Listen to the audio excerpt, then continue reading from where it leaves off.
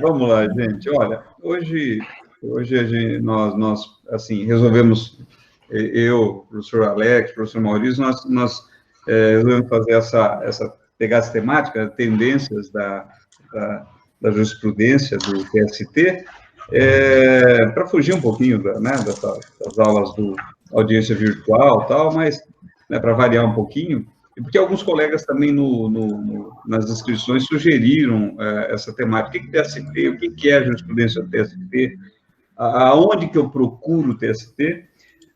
O que eu considero quando eu falo, olha, o TST está entendendo assim, todo julgado, a gente já pode fiar a nossa interpretação por ele, né? Então, a ideia foi essa. Lógico, uma live, né? Uma hora e pouquinho, mas a ideia é dar uma visão geral e cada um de nós escolheu pelo menos um, né, Maurício, Alex? Pelo menos um tema que recentemente que mostra a tendência ou o posicionamento, né? Vamos incluir aí o posicionamento do ST. Quando a gente fala tendência, significa que não é algo, vamos dizer assim, já firmado, pacificado, essa é a ideia. Mas nós trouxemos aqui alguns julgados, alguns posicionamentos que já foram sedimentados no TST. Então, nós podemos dizer, essa é a posição do TST. Eu trouxe um ou dois também, a gente trouxe um ou dois julgados ou posicionamentos que estão em início de julgamento e que, aí sim, a gente pode falar, a tendência é essa. Mas como que a gente define, para começar, como que a gente define a jurisprudência do TST?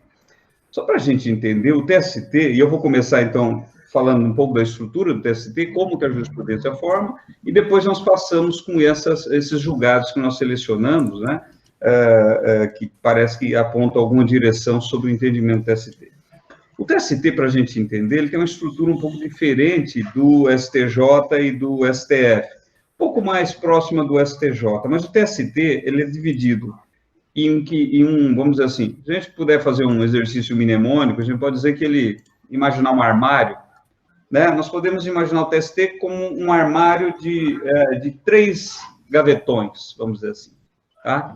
Um gavetão nós chamamos de turmas do TST, que atualmente são 8 turmas do TST. Um outro gavetão nós chamamos de SDI, Seção de Dissídios Individuais, que atualmente são 2 SDI, SDI 1 e SDI 2, e um outro gavetão, né, nós chamamos de pleno. Tá? As turmas aqui do TST, esse gavetão que nós chamamos de turmas do TST, 8 turmas, é para onde a maioria dos recursos nossos, chamados recursos, vão. A maioria da jurisprudência do TST, ou dos julgados do TST, estão concentrados aqui, nas turmas do TST, nessas 8 turmas. É onde tem um volume maior de julgamentos.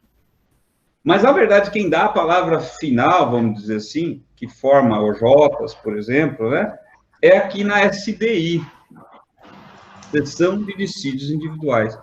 Os recursos que, vamos dizer, os processos que vêm aqui para as turmas do TST, como regra, eles não fazem precedentes no sentido agora já do CPC, quando o CPC fala em precedentes. Aonde nós vamos encontrar os precedentes hoje? Na SDI, Seção de Dissídios Individuais, 1 e 2, dependendo da matéria de competência que é atribuída para cada uma delas. Se vocês quiserem aprimorar o conhecimento, tudo isso, as competências das turmas, da SDI, do pleno, está no regimento interno do TST, que a gente encontra aí à disposição na internet.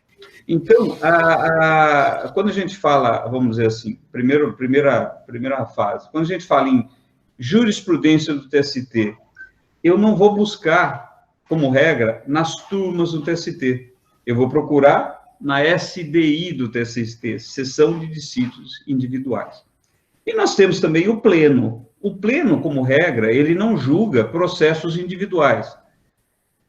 Eventualmente, ele avoca para ele, ou ele tem a ele designada a competência de decidir determinados conflitos, que são dissídios, vamos dizer assim, que são matérias, por exemplo, para formar súmulas, para formar OJs.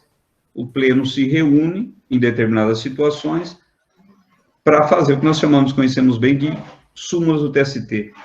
E ele tem também, o Pleno, algumas competências para resolver, por exemplo, questões de inconstitucionalidade de lei federal, tá? E também para resolver alguns conflitos de matéria repetitiva ou de assunção de competências, que formam os chamados precedentes. Então, quando a gente vai falar, primeira coisa hoje, para a gente já começar a afiar a linguagem ao novo CPC. Por que eu estou dizendo isso? Para abrir um parênteses aqui. Para hoje, TST fazer uma súmula, né, é muito difícil. Né? Depois da reforma trabalhista, né, Maurício e Alex, para você fazer uma súmula, você tem que ter, assim, se não me engano, são 10 ou 12 julgados de cada turma, uma coisa assim, para daí eles se reunirem e fazerem uma turma. Então, provavelmente, nos próximos anos aí, raramente vai surgir uma súmula do TST. Já os precedentes, né, vão ser mais comuns. E a gente que está acostumado a verbetes de súmula, nós vamos ter que agora aprender a ler precedentes do TST. E aonde que eu busco esse precedente? Aqui na SDI ou no Pleno. Tá? Então, quando a gente fala em jurisprudência do TST, tá? Eu posso pegar uma jurisprudência das turmas, de uma das 8 turmas do TST? Posso. Mas, às vezes, a primeira turma decidiu A, a segunda turma decidiu B. Qual que vale mais? As duas têm peso. Só quando um recurso, eventualmente, levar esse conflito ou essa divergência de jurisprudência para a SDI, Sessão de Dissídios Individuais, segundo o gavetão aqui, e a SDI julgar, aí a gente pode falar, olha, o TST, a jurisprudência do TST entende desta forma, por quê? Porque tem um julgado da SDI. Então, a gente pode dizer que uma jurisprudência ela é firme no TST quando nós temos um julgado na SDI. E mais, quando isso já transitou, esse julgado transitou em julgado, porque, eventualmente, é julgado na SDI, mas a parte ainda assim recorre para o STF, que ainda dá para recorrer para o STF. Mesmo assim, nós podemos dizer que o TST pensa de determinada forma, um jeito coloquial de gente falar, né, um jeito que a gente fala comumente, olha, qual é a jurisprudência do TST? O TST pensa assim. Quando eu falo TST pensa assim, ou é porque tem uma OJ, ou na SDI ou no Pleno, ou eu tenho uma súmula, que é formada no Pleno, terceiro gavetão aqui do TST, tudo bem? Ou eu tenho um precedente jurisprudencial, que vai ser um julgado ou da SDI, segundo gavetão, ou do Pleno do TST, terceiro gavetão. Tá? O TST, para já quase encerrando minha fala, porque nós vamos aí dividir o tempo, eu vou colocar aqui para vocês, vamos ver se eu consigo mostrar a imagem. Ele, por disposição, inclusive, do CPC, vocês vão achar lá nos artigos, eu acho que 980, não me lembro, mas tem um artigo do CPC que ordena aos tribunais que organizem a sua jurisprudência em temáticas para facilitar o acesso aos chamados precedentes, que hoje é base de, vamos lá, tem força vinculante, vamos dizer assim, não vinculando no sentido da súmula vinculante, mas no sentido que você, inclusive, pode recorrer se uma decisão é contrária a um precedente, ele determina que os tribunais organizem as temáticas que são matérias e que vão virar precedentes. Tá? O TST, para a gente ficar apenas no TST, vou mostrar aqui para vocês, na telinha, deixa eu ver aqui, aqui, ó. Ele tem essa página aqui, Alex, me ajuda aí a ver se está aparecendo a imagem. Está aparecendo? Apareceu. Sim, Romeu. Legal. Olhem aqui, ó. Esse é o site do TST. Vocês estão vendo aí? Eu vou clicar aqui em jurisprudência, ele vai aparecer essa tela aqui. E aqui, olha, se vocês perceberem, nós temos aqui livro de súmulas e OJs, precedentes normativos, não confundam precedentes normativos com precedentes jurisprudenciais, tudo bem? Precedente jurisprudencial, precedente normativo são, enfim, julgados, são verbetes, vamos dizer assim, enunciados, verbetes são súmulas, como regra ali, destinadas a questões de dissídios coletivos, tá? Hoje em dia, faz muito tempo que o TST não edita mais um precedente normativo. Mas, então, não confundam precedentes normativos com precedentes jurisprudenciais aos quais o CPC nosso fala. Se vocês olharem aqui, olha, tem também as orientações jurisprudenciais, precedentes normativos, mais uma vez, não é o precedente jurisprudencial nosso do CPC, tudo bem? Aqui, olha, estão vendo aqui, repercussão geral. O que é isso daqui? Se vocês clicarem aqui, ele tem organizado aqui, olha, todas as matérias do TST relacionadas à matéria trabalhista que tem questões constitucionais envolvidas e que foi tema de repercussão geral, ou seja, que está no TST para ser resolvido. Se você clicar aqui, ó, por exemplo, temas de repercussão geral de interesse da Justiça do Trabalho, ele separou aqui, acho que 3 ou 4 temas, olha aqui, né? Olha aqui. Estamos discutindo essa matéria, deixa eu ver se já julgou, já tem aqui o andamento, julgamento e publicação, tá?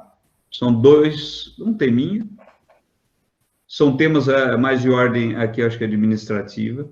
Se você clicar aqui, olha, controvérsias no STF, olha, ele vai dar aqui para a gente uma tabela, olha aqui, estão vendo aqui, ó, controvérsias no Supremo.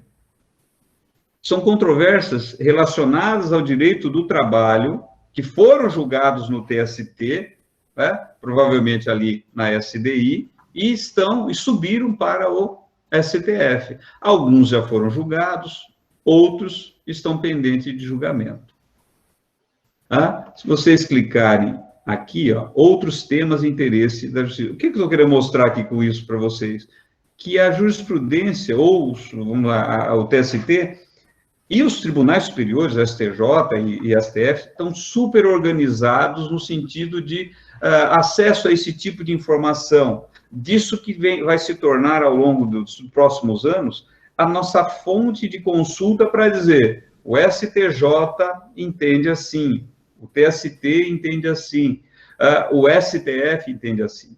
Os tribunais, devido à dificuldade que a lei hoje impôs, as recentes reformas impuseram, para a formação de súmulas, eles vão deixar de fazer súmulas. Vão passar o quê? A editar os chamados precedentes.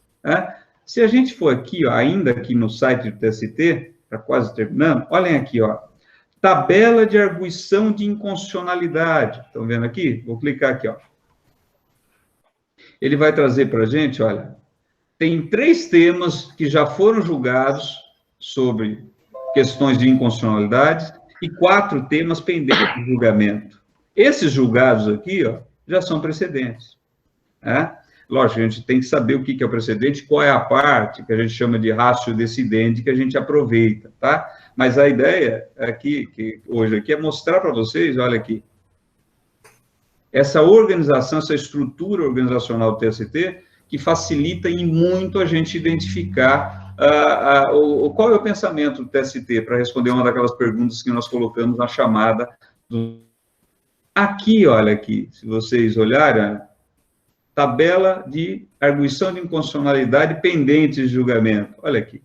São 4 temas, não são muitos, porque, vamos combinar, não é para se declarar inconstitucionalidade a todo momento. Mas olha aqui, ó, tem alguns aqui, ó, arguição de inconstitucionalidade do artigo 702 da CLT, critério para edição, alteração e cancelamento de súmula, arguição de inconstitucionalidade do artigo 791-A, parágrafo 4º, aquela questão dos honorários poderem ser descontados do trabalhador quando ele for sucumbente, mas ganhar alguma coisa no processo.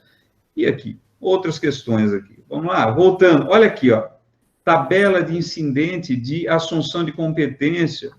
Também, olha aqui, ó, tem 2 temas que foram julgados já, né? A prevalência ou não da Convenção 132 da OIT, questão da gestante, se ela tem ou não estabilidade, né, no trabalho temporário, já tem julgado. Lógico, aqui, no caso aqui, a gente já tem, inclusive, reforma da súmula 244 no item 3, porque esse julgado foi, se eu não me engano, antes, inclusive, da reforma trabalhista. Agora, com a reforma trabalhista, seria muito mais difícil de você reformar uma súmula, ou modificar, ou criar uma súmula. E aqui, para quase encerrando, olha aqui, ó, incidentes, uma tabela organizada do TST sobre os incidentes de recursos repetitivos, que vão ser, essa tabela, os chamados recursos repetitivos, vão ser a maior fonte de precedentes, se a gente pode dizer assim, no sentido do CPC. Olha quantos temas nós temos aqui, 17 temas, tá? Alguns já julgados, tá vendo aqui, ó. Por exemplo, dano moral, exigência de certidão negativa de antecedentes criminais. Já foi julgado esse tema. E olha aqui, você clica nele, ó, ele aparece aqui qual é o entendimento do TST sobre esse assunto. Perceba, não é súmula, mas é precedente. E aqui a tese firmada. Isso aqui seria o que nós podemos dizer a ratio decidente. A ratio decidente, na verdade, é uma perspectiva diferente. A gente tem que entrar no acordo, analisar ali qual que é o núcleo desse acordo para dizer isso é a ratio decidente. Mas aqui, a gente tem aqui, olha, tese firmada no julgamento desses processos aqui. Então, a partir de agora, sobre esse tema aqui, exigência de antecedentes criminais, olha aqui, olha o que fala aqui. Tudo à disposição da gente. Hoje, por exemplo, um dos temas que eu vou comentar é a questão dos honorários de sucumbência. Está aqui, ó, aguardando o julgamento.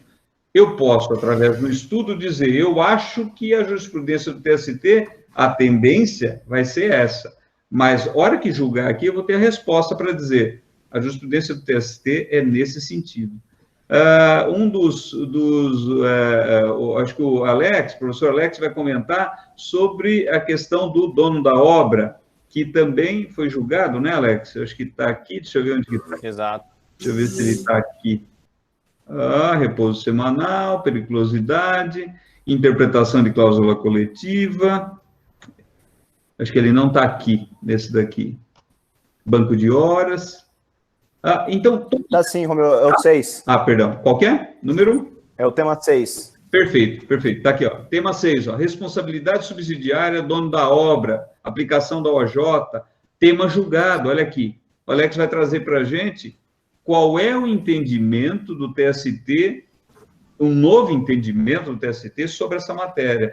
E aí, quando a gente vai fazer uma referência numa petição que você vai fazer, na contestação, na petição inicial, como que eu cito? Bom, se fosse súmula, nós citaríamos súmula número tal. Nós vamos lá a descrição. O tema número 6, por exemplo, é uma nova nomenclatura processual que nós vamos utilizar nas nossas petições. O tema 1, né? Podemos usar aqui, estão vendo? O TST criou, olha, o que a gente chama de núcleo de gerenciamento de precedentes. Esse núcleo é que define para onde que eu mando esses processos para julgar, é para o Pleno, é para a SDI, é ele que faz essa organização e também faz essa organização, essa tabela que nós estamos vendo aqui. Isso tudo tem também nos demais tribunais, tá? Eu só estou passando aqui do TST, mas isso nós temos no STF, isso nós temos no STJ, e nós temos que começar assim, a ficar mais familiarizado com isso. Por quê? Porque isso aqui é o que vai, vamos dizer assim, substituir, pelo menos é a visão que eu tenho, vai substituir as chamadas súmulas e OJs, dado a nova redação do artigo 702, que dificultou imensamente, de maneira, a formação de súmulas e OJs pelo TST. Tá? Então, a partir de agora, o que nós vamos ter que fazer? Além de estudar as 450, 60 súmulas do TST, mais as 800 OJs, mais os 910, 11 artigos da CLT, mais as leis esparsas, nós vamos ter aí surgindo, já começou a surgir, vocês viram aí a tabela, já tem vários ali, os chamados também precedentes, tá? Então, para responder uma das perguntas que está ali na chamada do nosso encontro de hoje, quando que eu analiso a tendência do TST? Quando eu encontro nas turmas, lembram? Primeiro gavetão, algum julgado. Se eu encontrei no TST, nenhuma das 8 turmas, algum julgado sobre um tema, eu já posso dizer, olha, o TST está pensando isso sobre tal tema. Mas não dá para dizer o TST pensa isso. Por quê? Porque turmas não faz, né? Os julgados das turmas do TST não tem nenhuma força vinculante no sentido de... Mas, lógico, tem uma força de convencimento, é um julgado. Mas a gente só pode dizer que o TST pensa de determinada forma quando eu tenho um julgado aqui sobre esse tema aqui na segunda gavetão, no segundo gavetão, ou seja, na SDI, ou no terceiro gavetão, no pleno. Né? Essa estrutura básica que eu queria passar para vocês, depois a gente abre para perguntas, tá? Foi lógico, foi a síntese da síntese da síntese, bem resumido aqui. Eu espero que tenha conseguido passar para vocês uma ideia de como funciona a formação da jurisprudência no TST e, principalmente, como será, doravante, afirmada a jurisprudência através dos chamados precedentes jurisprudenciais, ao que o CPC de 2015 menciona, e aqui entre nós, eu não sei vocês, mas que eu comecei a aprender há pouco tempo. Eu converso com os colegas advogados e, na boa, mas nós não sabemos o que é o precedente, não sabemos como lidar com ele. Às vezes você pega a ementa e tira dali o entendimento que aquele julgado está dizendo isso, e às vezes não é. Tem que ir ao acórdão para ver qual foi a discussão, qual foi o núcleo da discussão, para daí você dizer, olha, o precedente jurisprudencial do TST fala isso. É uma nova perspectiva, é um novo jeito de ver, de ler a jurisprudência do TST, e que a gente tem que investir, da jurisprudência do TST e dos tribunais superiores de uma forma geral, que nós temos que investir. Por quê? Porque nós estamos falando aqui do TST, mas tudo isso que eu falei aqui vale para os tribunais regionais. Tá? Os tribunais regionais também têm essa estrutura, mais ou menos igual ao TST, onde eles têm a SDI, onde eles têm o pleno, onde eles fazem também ali os precedentes deles. Né? Agora, TST é um, tá? TRTs ou TJs são, vamos lá, um por estado. Né? No caso do TRT trabalhista, o estado de São Paulo tem 2, então nós temos aí 20, né? Quantos? 27 TRTs. 24. 24. 4, verdade. Porque o Rondônia e Acre, Amazônia e Roraima, se eu não me engano. Não tem, não é verdade. Percebe a quantidade de julgados que vão ter efeito vinculativos, podemos dizer assim, através dos precedentes. E súmulas, me parece que vão ficar mais estanques, mais relegadas por conta da dificuldade que elas têm de serem formadas a partir de 2017 para cá.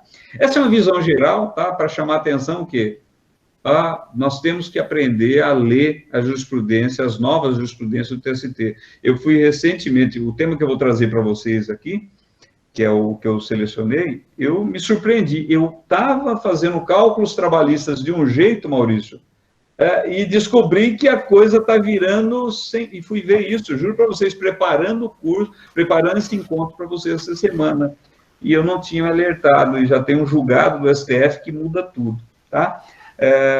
Enfim, e só para fechar esse parênteses, tem aumentado processos. No interior não tem muito disso, não, tá?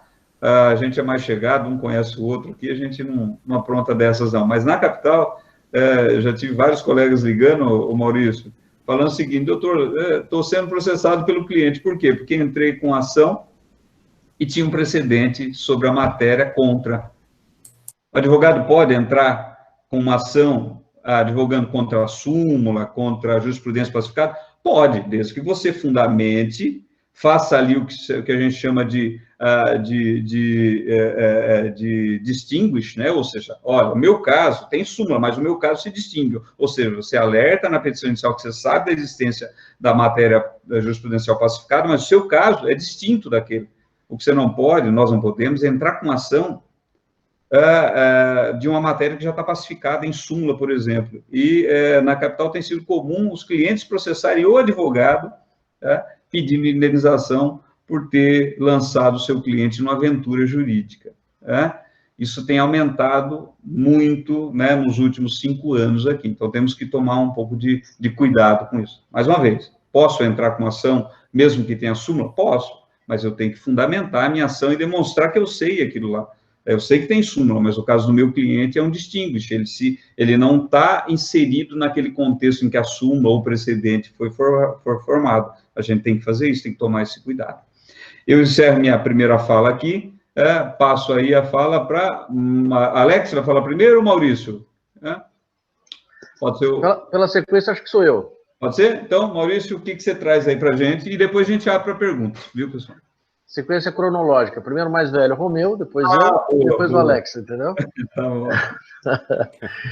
Até abrindo um parênteses e dando continuidade ao que você comentou, né? Diferentemente dos juízes, né? Os advogados podem ser responsabilizados por ato culposo, né?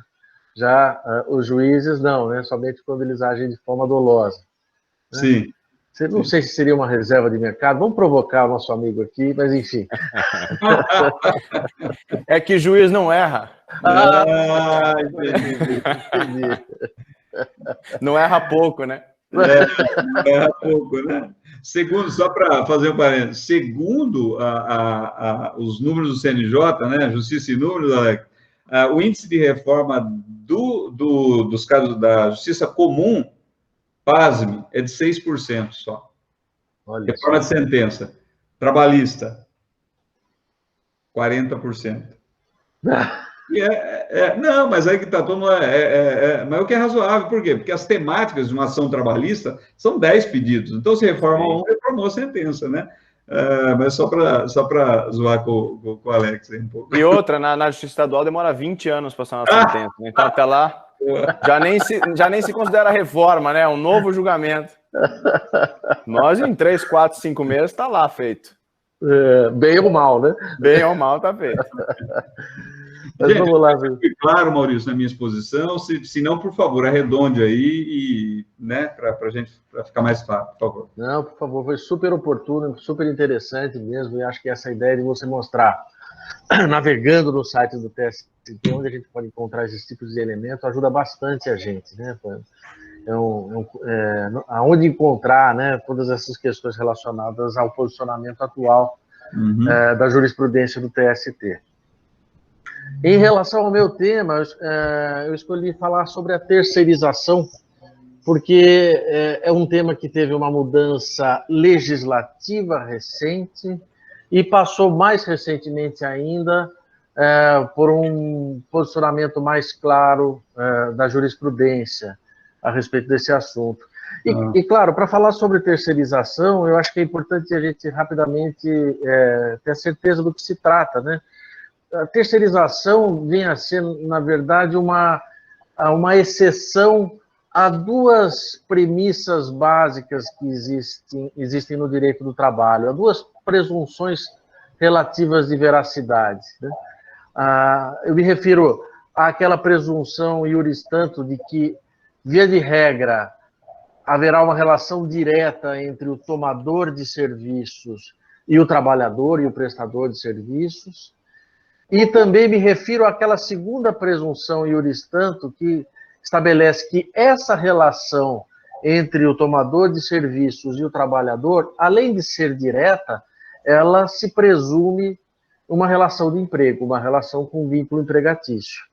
Então, quando a gente fala de terceirização, a gente está falando sobre uma exceção a esses pressupostos, né, relativos do direito do trabalho. A terceirização vem a ser justamente a possibilidade de contratação de mão de obra por parte do tomador de serviços, não diretamente com ele, mas por intermédio de uma empresa interposta. De tal sorte que o tomador de serviços terá uma relação jurídica com essa empresa interposta de natureza civil e a empresa interposta sim terá uma relação direta de emprego com esse trabalhador. A diferença é que esse trabalhador realizará a sua atividade em benefício do tomador de serviço. Por esse motivo, pela existência desses três elementos, desse triângulo, é que se chama de terceirização. E como era tratada a terceirização até antes da entrada em vigor dessa lei da terceirização, a 13.429 de 2017? Anteriormente a ela, por incrível que pareça, não existia nenhuma legislação que tratasse de forma genérica o tema terceirização. Havia tão somente uma única súmula do Tribunal Superior do Trabalho, a súmula 331. E essa súmula 331, que é muito conhecida de todos os operadores do direito do trabalho, né, ela basicamente dizia o seguinte, ela estabelecia uma premissa básica, uma presunção relativa de que seria presumivelmente fraudulenta a contratação de mão de obra por empresa interposta, e a própria súmula estabelecia as hipóteses excepcionais em que se aceitaria a terceirização, a contratação de mão de obra por empresa interposta, que seria em relação à contratação de serviços de vigilância e segurança privada, limpeza e conservação. Também seria permitida aquela terceirização específica do trabalhador temporário, prevista já desde há muito tempo pela Lei 6.019 de 74, que é aquela mão de obra que se permite contratar quando há uma necessidade transitória de substituição de pessoal permanente ou a necessidade de dar um atendimento a um aumento de demanda episódico. Enfim, a terceirização somente era permitida nessas hipóteses, no caso do serviço de vigilância e de limpeza, porque há leis específicas que tratam a respeito desse assunto, em relação ao trabalho temporário também, porque há lei específica, e, finalmente, a questão mais polêmica da terceirização, a súmula permitia a terceirização das chamadas atividades meio, impedindo, em contrapartida, a possibilidade de se terceirizar serviços que estivessem alocados do que se chama de atividade fim, que vem a ser a atividade principal, a atividade nuclear de uma empresa. Distinguir atividade fim de atividade meio nem sempre é fácil, né? Alguns exemplos a gente consegue facilmente identificá-los, como, por exemplo, uma fábrica de refrigerantes. A área de produção é uma atividade fim, é uma atividade principal da empresa, sem dúvida alguma.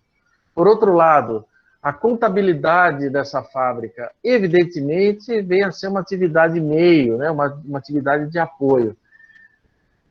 Mas existem outras áreas que começam a ficar nebulosas as possibilidades de você distinguir claramente o que vem a ser atividade fim como atividade meio, como, por exemplo, a área comercial. Enfim, sempre se discutiu muito no meio acadêmico e também no meio judicial, né, o que vem a ser atividade fim, o que vem a ser atividade meio, porque terceirização, além daquelas hipóteses previstas na lei, só se permitia quando houvesse a terceirização de uma atividade meio. Bom, era assim que se pensava a terceirização até a entrada em vigor da Lei 13.429 de 2017, que fez uma primeira alteração que depois foi complementada pela Lei da Reforma Trabalhista, a 13.467 de 2017. O que fizeram essas duas leis? Elas transformaram aquela lei antiga que era específica sobre o trabalho temporário, a 6.019 de 74, numa lei que trata não só especificamente do trabalho temporário, mas também do que se chama a terceirização de uma maneira mais genérica, ou seja, da prestação de serviços a terceiro. Então, a Lei 6.019 de 74 passou a ter finalmente passou a ser a lei que trata especificamente da terceirização, seja ela de forma genérica, com a chamada prestação de serviços a terceiro, seja ela no que ela já fazia, que era o trabalho temporário. Só a título de curiosidade, o artigo 2º dessa lei define que o trabalho temporário é aquele prestado por pessoa física contratada por uma empresa de trabalho temporário que a coloca à disposição de uma empresa tomadora de serviços para atender a necessidade de substituição transitória de pessoal permanente ou a demanda complementar de serviços. Já a prestação de serviços a terceiros é definido no artigo 4A dessa mesma lei, que diz que a transferência feita pelo contratante da execução de quaisquer de suas atividades, inclusive sua atividade principal, a pessoa jurídica de direito privado, que seja prestadora de serviços e que possua capacidade econômica compatível com a sua execução. Para resumir a profunda transformação que houve na terceirização com o advento dessas leis, a gente pode chamar que a partir delas tornou-se possível a terceirização de qualquer atividade empresarial, seja ela uma atividade meio, seja ela uma atividade fim. E, claro, a lei corroborou o que já se dizia na súmula 331, de que o tomador de serviços, muito embora não fosse o empregador do trabalhador, ele responderia subsidiariamente em relação às verbas trabalhistas, sendo o devedor principal o empregador daquele trabalhador que é a empresa interposta. Bom, quando surgiu essa lei, ela é de fato recente, né? A Lei 6.019 de 74 se transformou na Lei da Terceirização a partir da entrada em vigor dessas outras duas leis de 2017. E, claro, houve uma polêmica no mundo acadêmico, no meio judicial também, muito se discutia, isso vai precarizar as relações de emprego, e alguns diziam, olha, o que vai acontecer é que todo mundo vai mandar embora trabalhadores que são empregados e vão recontratá-los através da modalidade de terceiros. E isso já é bom que se diga que a nova lei 6.019, ela tem barreiras, que a gente chama de quarentena, né? Se por acaso um empregado seletista for demitido de uma empresa, ele somente poderá ser recontratado na modalidade de terceiro, seja como trabalhador temporário, seja como a relação de terceiro genérica, após uma quarentena de 18 meses. Então, existem gatilhos que proíbem ou que impedem essa precarização de direitos. Pois bem, diversas ações questionaram a constitucionalidade dessa Lei 13.429 de 2017. Inclusive, usando dentre seus argumentos até mesmo a legitimidade do processo legislativo que introduziu essa lei no meio normativo, porque, de fato, tanto a Lei 13.429 como a Lei 13.467, que é a Lei da Reforma Trabalhista, elas foram promulgadas a toque de caixa, e se vocês se recordarem bem, foi naquele momento, naquele curto espaço de tempo em que o governo Michel Temer teve o apoio total do Congresso, né? Mas, enfim, num primeiro momento, o Tribunal Superior do Trabalho teve uma pendência de considerar que a terceirização de atividade fim seria irregular. E houve julgados no TST nesse sentido. Porém, o Supremo Tribunal Federal tomou uma posição completamente contrária a essas decisões do Tribunal Superior do Trabalho, no sentido da constitucionalidade da Lei 13.429 de 2017, em outros termos, da constitucionalidade da terceirização de qualquer atividade empresarial, seja ela meio, seja ela atividade fim. O primeiro momento que o Supremo Tribunal Federal enfrentou essa questão foi em decorrência de um julgamento de uma arguição de descumprimento de preceito fundamental, a de número 324. Isso em 2018.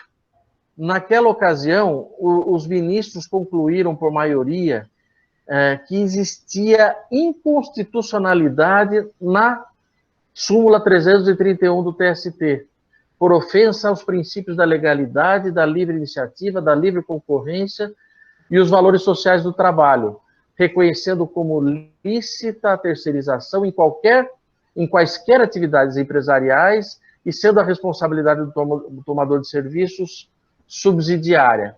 Essa foi a primeira vez que o Supremo Tribunal Federal declarou, portanto, a constitucionalidade da terceirização em seu modelo novo.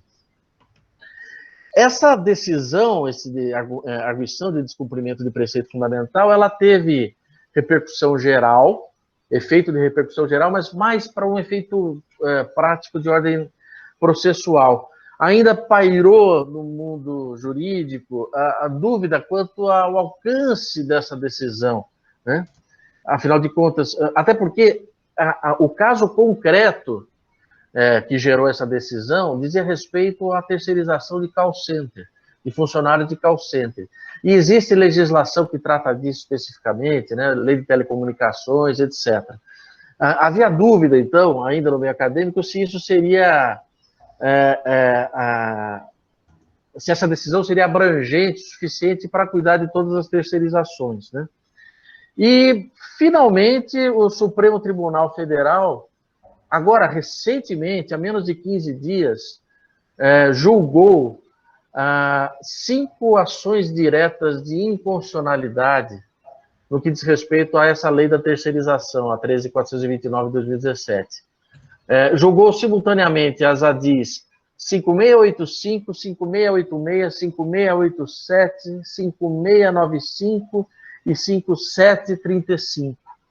E esse julgamento, cujo ministro relator foi o ministro Gilmar Mendes, considerou constitucional a Lei 13.429 de 2017 e, por consequência, constitucional a terceirização de qualquer atividade, inclusive atividade fim. Essa decisão foi proferida agora no dia 15 de junho de 2020. Eu retirei alguns trechos do voto do ministro relator, que eu acho que é interessante, porque eles revelam qual tem sido a forma que o Supremo Tribunal Federal tem adotado, tem pensado no que diz respeito aos direitos sociais, principalmente voltado na área trabalhista. Disse, por exemplo, o ministro Gilmar Mendes, a rigor, o artigo 7º da Constituição não tem vida própria. Depende do seu suporte fático, o trabalho. Sem trabalho, não há falar-se em direito ou garantia trabalhista. Sem trabalho, a construção social não passará de uma carta de intenções.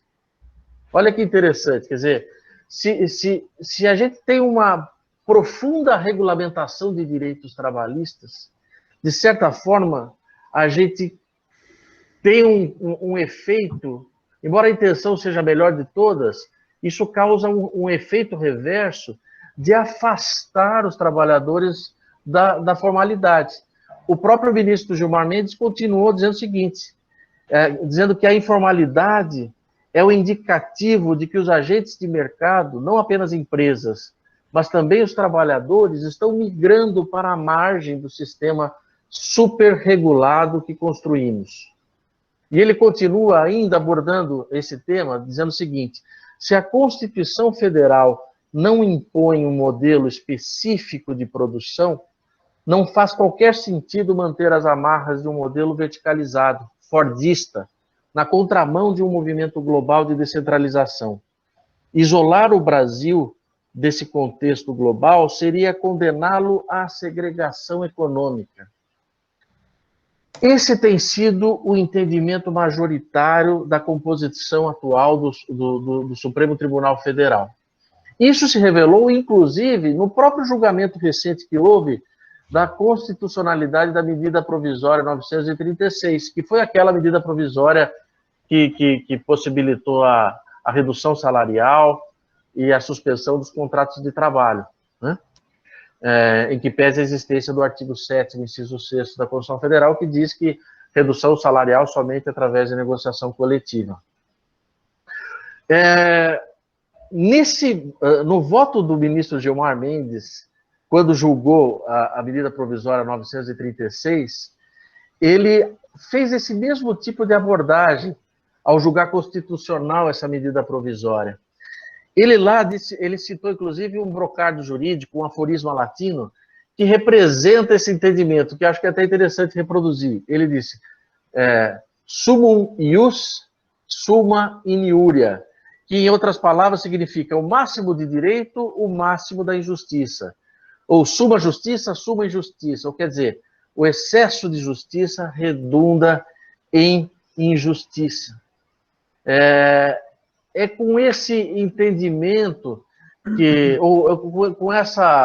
com esse pensamento filosófico que o Supremo também acabou por entender que a terceirização teria sido legítima nesse caso. Só para retratar mais dois aspectos e já passar a vez para o meu amigo Alex, eu queria chamar a atenção de um episódio que aconteceu comigo, que tem a ver com o summum ius e summa iniuria, que aconteceu bem no começo da minha carreira como advogado. Só para relatar rapidamente, o artigo 458 da CLT fala do salário in natura, do salário utilidade. Basicamente, ele diz o seguinte, que toda vantagem econômica oferecida pelo empregador ou empregado, que possa ser traduzida em dinheiro, mas que não seja dinheiro, ela terá natureza salarial se foi dada pelo trabalho, em recompensa ao trabalho, a não ser que lei ou norma coletiva diga o contrário. Ao passo que toda vantagem econômica oferecida pelo empregador ou empregado que for feita para o trabalho, ou seja, para viabilizar o trabalho, como ferramenta do trabalho, via de regra, não terá natureza jurídica salarial. A questão de aproximadamente 18 anos, a CLT teve a introdução do seu parágrafo 2º ao artigo 458, para dizer expressamente que uma diversidade de benefícios lá não teriam natureza jurídica salarial, ainda que eventualmente fossem pagas pelo trabalho. E um deles era o reembolso educacional que o empregador eventualmente fizesse ao empregado ou aos seus familiares. Voltando ao meu caso concreto lá no início da minha carreira, quando não existia esse parágrafo 2º, né, ainda. Ou seja, quando havia uma maior proteção ao trabalhador, no sentido de que qualquer vantagem econômica dada pelo trabalho tinha natureza salarial e repercutiria sobre demais verbos. Uma reclamação trabalhista foi movida contra a minha cliente, e uma das alegações era que o empregado teria recebido o reembolso integral das mensalidades da faculdade dele. E ele queria que esse reembolso da faculdade tivesse reconhecida a natureza salarial e, portanto, repercutisse em todos os demais verbos. Eu lembro que eu gastei 15 laudas para tentar criar uma tese, porque, de fato, aquele reembolso educacional havia sido dado pelo trabalho, e pela lei teria natureza salarial. Eu lá gastei 15 laudas, e quando a gente não tem razão, a gente fala muito mesmo, né? Gastei 15 laudas lá para dizer que, muito embora parecesse que o reembolso educacional teria sido dado pelo trabalho, ele teria sido uma forma de viabilizar o trabalho, de uma ferramenta de trabalho, porque aprimoraria o conhecimento desse trabalhador e ele daria um retorno ao seu empregador, enfim, etc, etc, etc. Só para terminar essa história rapidamente, eu me recordo que no dia dessa audiência, ainda eram aquelas audiências antigas, nos prédios velhos do centro de São Paulo, e havia uma juíza muito severa naquela vara do trabalho de São Paulo. Quando ela se deparou com a petição inicial, ela foi ler já na audiência, e ela era muito mais brava do que o Alex e ela dizia assim, ela leu aquilo lá, ela ficou assim indignada, ela virou para a advogada do reclamante e disse o seguinte: doutora, a empresa pagou a totalidade da faculdade do seu cliente e a senhora ainda quer que isso tenha natureza jurídica salarial? A advogada do reclamante covardemente disse: não, excelência, ele está desistindo do pedido. Eu sei que, no final das contas, eu acabei ficando um pouco frustrado, porque eu queria que fosse enfrentada a minha tese, né? Mas, se fosse posteriormente entrada em vigor desse parágrafo 2º, eu defenderia, argumentaria com um parágrafo esse assunto. Só para ilustrar que, nesse caso também, acontecia a tal do summum ius, summa iniuria, ou seja, se o empregador tinha receio de que um determinado benefício pudesse ter natureza jurídica salarial, ele optava por não dar. E isso pode acabar por provocar, de certa forma, um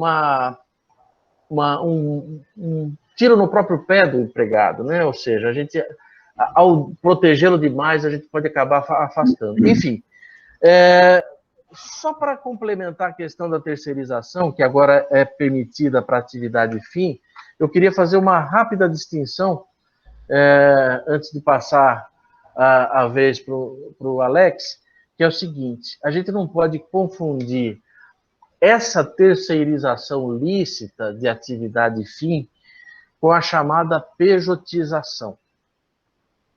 O que é a pejotização?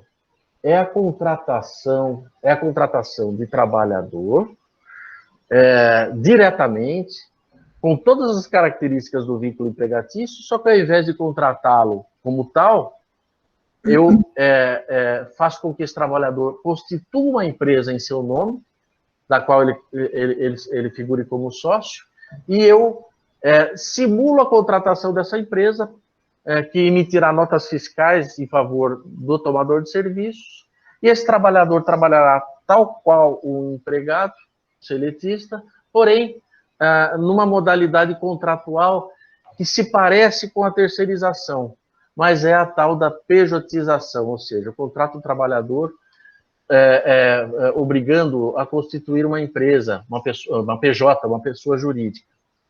A pejotização não encontra guarida nessa nova forma de se pensar a terceirização, né? Alguns estão dizendo aí que o novo artigo da CLT, o 442B, que fala do trabalhador autônomo, seria uma tentativa também de regulamentar o trabalho direto contratado, e que poderia ser através da pejotização, mas essa é uma discussão que encontra muita polêmica ainda no meio acadêmico e ainda não foi resolvida pelos nossos tribunais. Enfim, dito isso, eu queria pedir desculpa por me estender demais aqui, agradecer a todos e passar a bola para o meu amigo Alex. Fala, Alex. Vamos lá, muito boas as explicações, professor Maurício, obrigado, aprendo sempre muito aqui. Eu só queria agradecer ao professor Romeu, que me deixou depois do professor Maurício. Eu não falo latim, não tenho toda essa erudição, e agora eu quero saber como é que eu vou prender a atenção dos nossos amigos aqui, né? Desculpa, Alex, é que você não é advogado. Quando a gente é advogado e usa uma expressão em latim, a gente cobra 20% a mais. Entendi. Muito bom, Maurício. Parabéns aí. Então vamos lá, meus amigos. O tema que eu separei aqui para nós tratarmos, ele até tem um certo link com terceirização, né? Já que nós acabamos colocando a responsabilidade pela prestação dos serviços a um polo diferente do proprietário daquela atividade. Então é a questão do dono da obra, não é? Para quem não está aí afeto a essa terminologia, a essa expressão que foi cunhada pela doutrina, o dono da obra, então, ela seria o reflexo desta relação trilateral, que compreende o proprietário da obra, efetivamente, que contrata um empreiteiro para que desenvolva esta obra, e este empreiteiro, obviamente, ele conta com empregados. Então, seria uma espécie de terceirização da execução desta obra. E nós tínhamos um panorama jurisprudencial dentro desta temática que o professor Romeu muito bem tratou aí, dos precedentes jurisprudenciais, dessas decisões vinculantes. Então, nós tínhamos um panorama jurisprudencial bastante definido desde o ano de 2011, que foi o ano em que foi definida a nova redação da OJ, Orientação Jurisprudencial 191, da SDI 1 do TST, que dizia basicamente que o dono da obra não responde pelas verbas trabalhistas devidas pelo empreiteiro, nos casos em que este dono da obra não se tratar de uma empresa que desenvolva atividades imobiliárias de incorporação ou de construção imobiliária. Ou seja, o dono desta obra não se trata de uma pessoa, ainda que física ou jurídica, não se trata de uma pessoa profissional no desempenho da atividade de construção civil. Isso tem uma explicação bastante clara. entendia a jurisprudência que, não sendo o contratante um executor desse tipo de atividade, profissional nesse tipo de atividade, ele não teria condições técnicas para supervisionar o trabalho deste empreiteiro e de seus empregados. Então, não era justo, por exemplo, que o Romeu, contratando um empreiteiro para construir a sua residência, ele tivesse que, de repente, contratar uma outra pessoa para fiscalizar a execução dessa obra. Entendia-se que o Romeu não possuía especialização técnica para este fim. E isso se estendeu não só para pessoas físicas, mas também para pessoas jurídicas. O problema em relação a isso foi que os tribunais acabaram por flexibilizar esta ausência de responsabilidade do dono da obra. Então, verificando que muitos empregados ficavam sem receber suas verbas trabalhistas, seja pela prestação de serviços por meio de empreiteiros inidôneos, ou mesmo por outros problemas, eles acabaram flexibilizando esta ausência de responsabilidade, e então se chegou a uma interpretação mais restritiva, ao ponto de o Tribunal Regional do Trabalho da terceira região, que é o Tribunal Regional do Trabalho de Minas Gerais, ele editou uma súmula, a súmula de número 42, e lá a restrição foi no seguinte sentido: a OJ 191 do TST, ela somente se aplica a pessoas físicas, a microempresas e a empresas de pequeno porte. Entendeu o Judiciário Trabalhista de Minas Gerais que somente estas pessoas, em razão da sua hipossuficiência econômica, da sua hipossuficiência técnica, não possuíam efetivamente condições de fiscalização do trabalho desse empreiteiro e, portanto, somente eles estariam blindados, vamos dizer assim, de responder por eventual inadimplemento por parte do empreiteiro. E isso foi estendido também para órgãos da administração pública, e aí, quando chegava-se às empresas grandes, por exemplo, um grande laboratório construindo uma planta fabril nova, então a jurisprudência começou a entender que esta empresa de grande porte possuía, sim, meios econômicos e meios técnicos de supervisionar esse tipo de trabalho, e que, portanto, se ela optou por não supervisionar, e aí nós temos a teoria, né, do avestruz, lá do direito penal, que seria simplesmente se fechar ao mundo real e fingir que não está vendo aquele inadimplemento. Então, a jurisprudência passou a aplicar esta forma de responsabilização para as grandes empresas. E aí, nesse sentido, como nós estamos aí diante desse sistema novo de precedentes, aí, que foi, obviamente, fortalecido pelo Código de Processo Civil de 2015 e que torna a advocacia muito mais complexa, muito mais pessoal, muito mais profissionalizada. Então, e também diante das dificuldades de alteração das súmulas e OJs, como bem disse o professor Romeu, então o Tribunal Superior do Trabalho, em um incidente de resolução, né, de recurso de revista repetitivo, que possui caráter vinculante, ele se debruçou sobre esse tema e, verificando que existia a interpretação regional diversa a respeito do tema, resolveu por bem, em um caso piloto, normatizar essa situação ou regulamentar essa situação. E então, com base nesta súmula 42 do Tribunal Regional do Trabalho, no âmbito do IRR, número 190/53 de 2015, o Tribunal Superior do Trabalho decidiu que a OJ 191, ela não faz esse tipo de exceção para pessoas físicas ou para microempresas. Ela afasta a responsabilidade de todos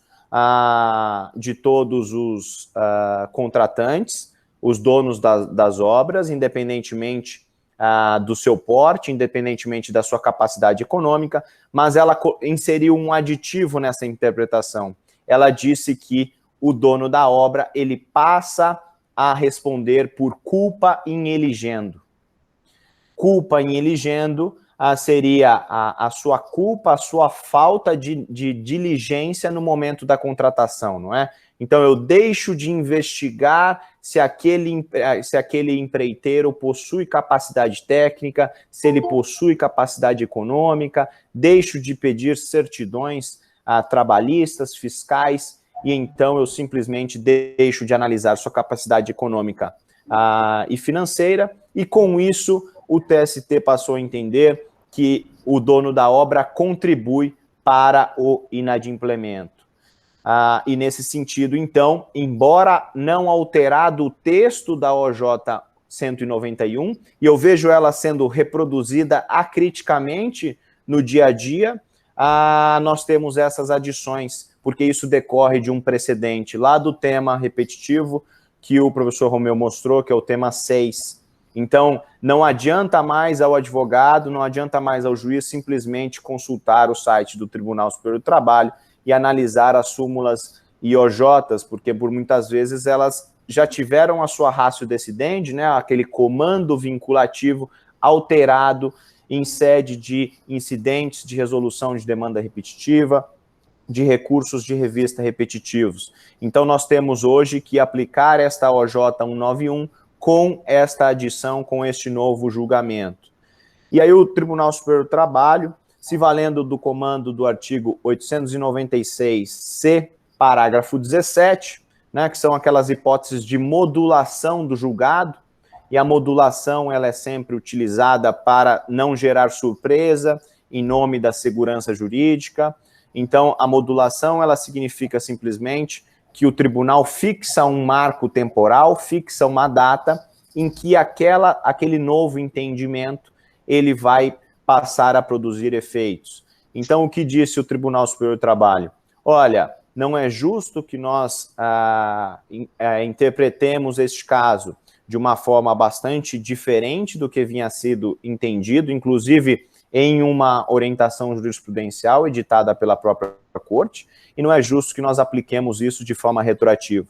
Então, o Tribunal Superior do Trabalho disse, olha, este novo entendimento, citando a culpa em eligendo, ele passa a valer a partir de 11 de maio de 2017, ou seja, para contratos de empreitada para fins de construção civil firmados a partir de 11 de maio de 2017, porque é a partir deste momento, então, que o contratante sabe que ele deve agir com bastante perícia na análise da capacidade econômica e da capacidade financeira do empreiteiro. E para afirmar este tema, esta nova interpretação, o Tribunal Superior do Trabalho se valeu da interpretação analógica do artigo 455 da CLT, que é o artigo que dispõe sobre a pequena empreitada, a subempreitada. Este artigo diz que quando eu tenho um empreiteiro que subcontrata a execução de algum tipo de serviço, ele também se torna responsável subsidiário pelas verbas devidas por esse subempreiteiro. Então, o Tribunal Superior do Trabalho fez um misto de interpretação, utilizando deste dispositivo, e então passa a aplicar esse novo entendimento a respeito do caso, e de forma vinculante, né, nós temos lá do artigo 985 do CPC.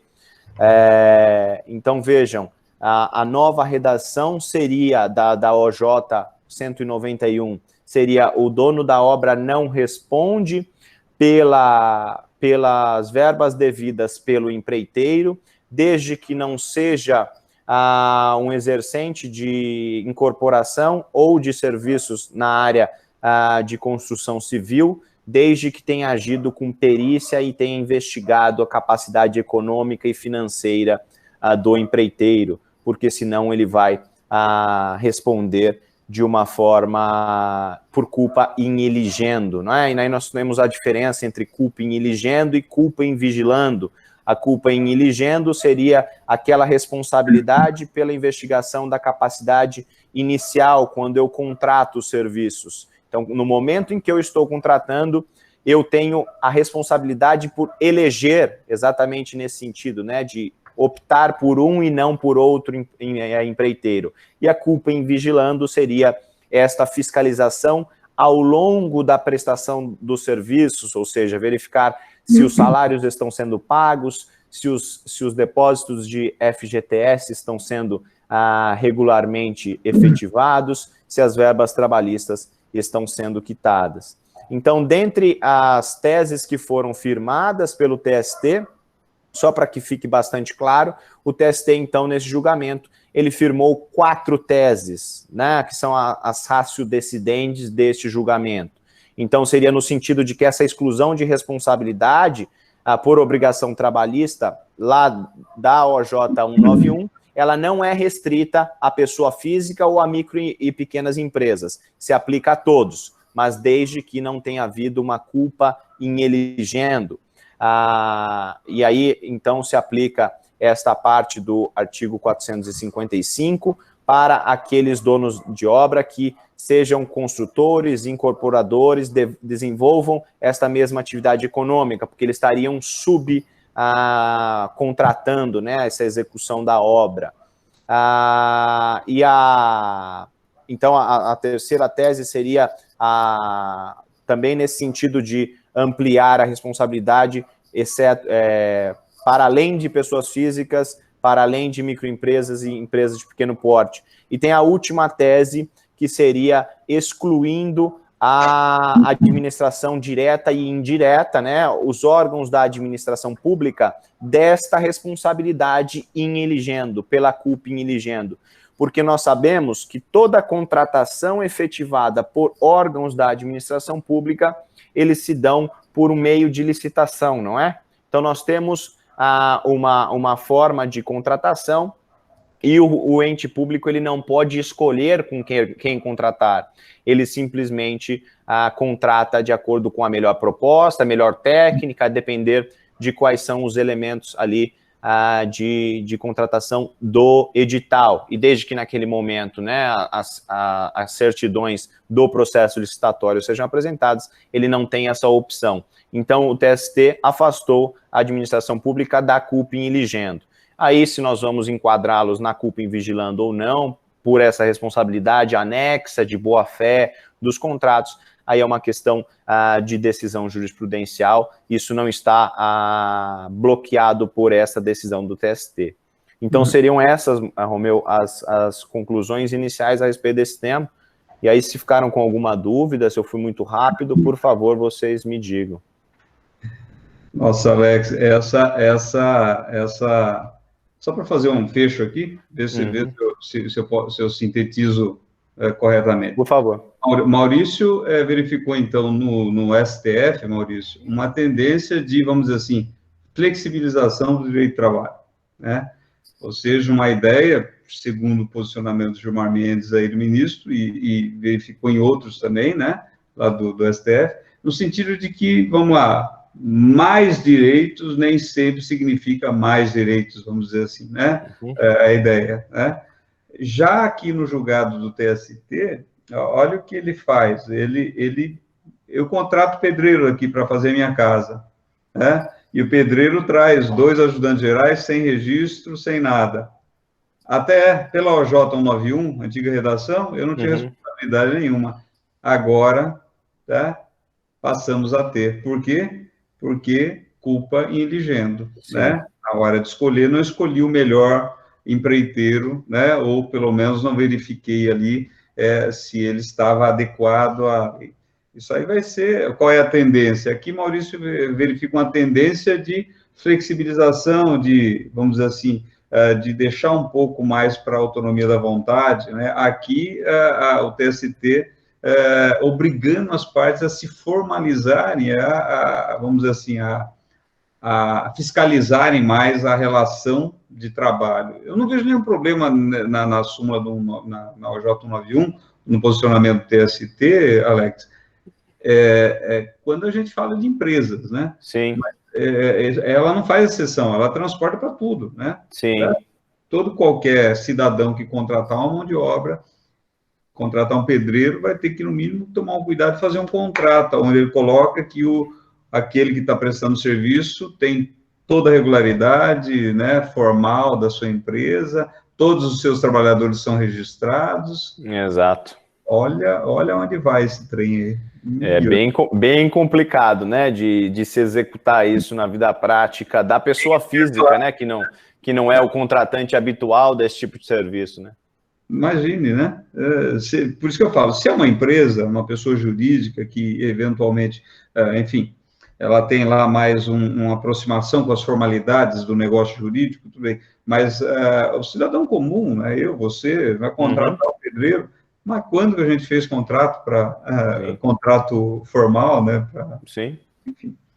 Bom, eu vou só fazer um dos temas que eu trouxe, eu havia trazido 3, mas eu vou falar só sobre rapidamente, e a gente abre para algumas perguntas, tá? Mas parabéns pela exposição aí do Maurício, parabéns pela exposição do Alex. Bacana. Eu coloquei aqui no chat algumas referências, Alex, não sei se você queria acrescentar alguma coisa, Maurício, para facilitar a consulta dos colegas aí. Tá aqui no excelente. Chat. Eu vi aqui, está excelente. Vê se você quer acrescentar. Eu coloquei a ação direta de funcionalidade, a qual me referi, que foi julgada agora no dia 15 de junho, ok? Bacana, tá aqui, legal. Bom, o tema que eu reservei aqui, que me parece uma tendência e que eu fiquei assim, foi o seguinte. Pela CLT, vamos dizer assim, na verdade, pela Lei 8.177, a correção monetária dos débitos trabalhistas, ela é feita pela TR, mais juros de 1% ao mês. É isso que diz a Lei 8.177, se eu não me engano, lá no seu artigo 32, 33, enfim, a Lei 8.177. A reforma trabalhista de 2017, ela veio inserir na CLT, tá, o critério também, no artigo 879, parágrafo 7, que os débitos trabalhistas a sua correção se daria pela TR. E todos nós sabemos que a TR, há algum tempo já, ela vem zerada praticamente, não vem corrigindo satisfatoriamente os débitos que com ele são atualizados, tá? Lembrando sempre, gente, que a atualização monetária, juros, são ficções científicas que nós criamos para tentar, de alguma forma, equilibrar o jogo daquele que tem algo a receber e não recebe na data apropriada, aquele que empresta e faz esse jogo de circulação de riquezas. Ou seja, é uma ficção jurídica. Não há nada, pelo menos na natureza, que nos diga qual seria a devida reposição de algo, né? Quando nós nos referimos a uma abstração, que é o dinheiro, né? Que é uma abstração, né? Mas, enfim, esse é o critério. Em 2015, o que aconteceu? Em 2015, o TST, ele veio e julgou, vou colocar aqui no chat para vocês, ele julgou o recurso, aqui, está aqui para vocês, esse daí, ele julgou em sede de, acho que agravo de incidente, não sei se foi de repetitivo ou de assunção de competência, no processo 479, aí, que coloquei para vocês, de 2011, houve um julgamento em agosto de 2015, falando o seguinte, olha, tendo em vista um julgado do STF, ele se pauta e se refere a julgados do STF, que no STF havia se julgado inconstitucional a correção de débitos, de créditos da Fazenda Pública pela TR, julgou-se que essa correção seria inconstitucional, que a TR não faria devida reposição daquelas verbas destinadas à Fazenda Pública. Olhe bem, o julgamento do STF foi no sentido de que a TR seria, então, inconstitucional, porque para correção de débitos da Fazenda Pública. Esse é o julgado. O TST, com base nesses julgados do STF, julgou esse recurso que eu acabei de passar aí para vocês, falando o seguinte, olha, tendo em vista o que o STF falou, vamos fazer o seguinte, o IPCA-E é um índice que, doravante, na verdade ele não falou doravante, mas que deverá ser utilizado para correção de débitos trabalhistas. E modulou os efeitos deste julgado a 2019, se não me engano, julho de 2019. Ou seja, todos os débitos trabalhistas deveriam ser de 2019 para cá, tá? Há uma controvérsia sobre esse limite aí, mas vamos ficar com essa explicação mais simples. Todos os débitos trabalhistas deveriam ser corrigidos pelo IPCA a partir de 2019. Só para a gente ter uma ideia de diferença de valores... Perdão, 2009, né? 2009, perdão. Desculpa. Alex, obrigado. Isso, é isso mesmo. Julho de 2009, desculpa. Obrigado, Alex. Só para a gente ter uma ideia da diferença, eu fiz semana passada um cálculo que pela TR, por exemplo, dava R$12.000. Utilizando o IPCA, esse valor foi para R$43.000. Só para a gente ter uma noção, né, de diferença, tá? Dependendo do período aí. Só que essa é a tese firmada no TST. Legal? Legal. Saiu um julgado agora de março de 2020, também do Gilmar Mendes, num agravo de instrumento desse processo aí que firmou essa tese no TST, olha aí, esse aí que eu estou colocando para vocês, dizendo o seguinte, e só para acrescentar, eu acho que vários de vocês já fizeram cálculos, recentemente a gente fez cálculos aí que já recebemos, inclusive, que dá um valor bem alto, e as empresas estão pagando com base nessa correção. Bom, em março de 2020 agora, foi dado provimento, em decisão monocrática do Gilmar Mendes ainda, tá, nesse processo aí, que é o agravo interposto nesse precedente do TST, falando o seguinte, que aqueles julgados aos quais o TST se refere para julgar esse processo 479, eles não servem. Por quê? Porque a tese do STF foi apenas para correção de débitos da Fazenda. E está mandando devolver o processo para o TST para que ele julgue novamente o processo, afastando ou aconselhando o afastamento do IPCA para correção de débitos trabalhistas. Então, me parece assim, ainda houve recurso lá, houve manifestação lá no STF sobre esse julgado, essa decisão monocrática do Gilmar Mendes, tá? Provavelmente vá para plenário, vamos ver qual vai ser o procedimento lá, mas há vários julgados de outros ministros também nesse sentido, que o IPCA, aquele julgado do STF, só seria válido para correção de débitos da Fazenda Pública. Eu acho que até o final do ano aí deve ter algum posicionamento mais definitivo, mas me parece que a tendência, aí a gente pode falar de tendência, é devolver para o TST para que o TST volte a dizer que os débitos trabalhistas deverão ser corrigidos pela TR. Tá? Para que serve isso para a gente? Para a gente entender tendência. Se você está advogando pelo reclamante, o que você vai fazer? Liquida seu crédito logo. Vamos ser prático aqui, né? Se você está advogando pela reclamada, o que você tem que fazer?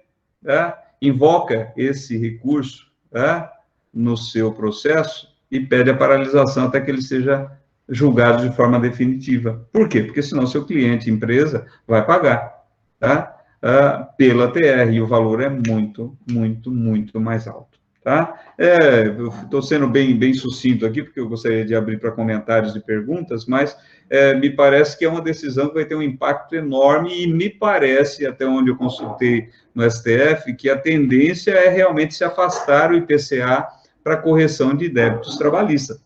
Sobra o quê? TR.